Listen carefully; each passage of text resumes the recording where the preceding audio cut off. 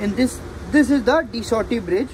In the de Sauty bridge, we have to find the unknown capacitance. Here we have, what we have done is we have added two capacitors in parallel. The values of the capacitor are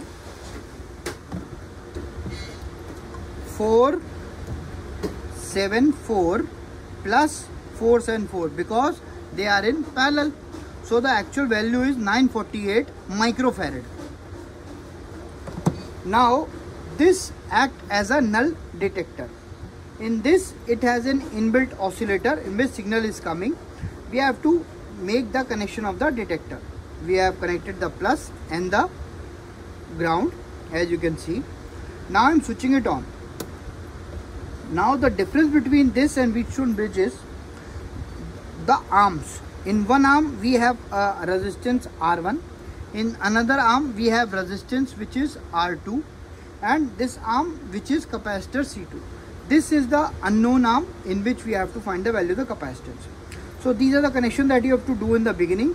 You have to set the capacitor to 0.1 microfarad and then make the resistance to 1000 ohms. Now what we will do is we will modify these values. First we'll start with R1, then this and this, and then we'll use this formula. We will use this formula which is given in the manual. C1 is equal to R2 upon R1 into C2. So first of all, I am increasing this value 1.42. Okay, now after keeping it this, it is increasing. So what I'll do is I'll keep it as 1. Now I have kept R1 at position 1. Now I am making change on this.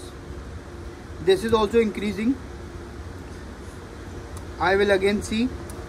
If it is increasing, you do not have to increase further.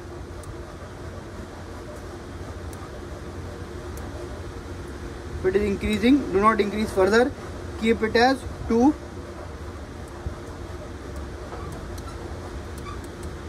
It is having no effect, so we will not change it. So this is the least value that we can get. Now we will use the formula like this.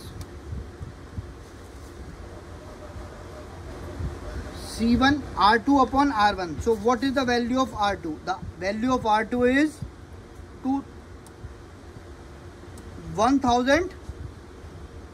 The value of R2 is 1200 divided by R1. R1 is 100. 12, and the C1 value is 0.1 microfarad. 0.1 in divided by 1 and 6 zeros. So it is coming out to be 1.2 in microfarad, and we expect a value of 474 plus 474.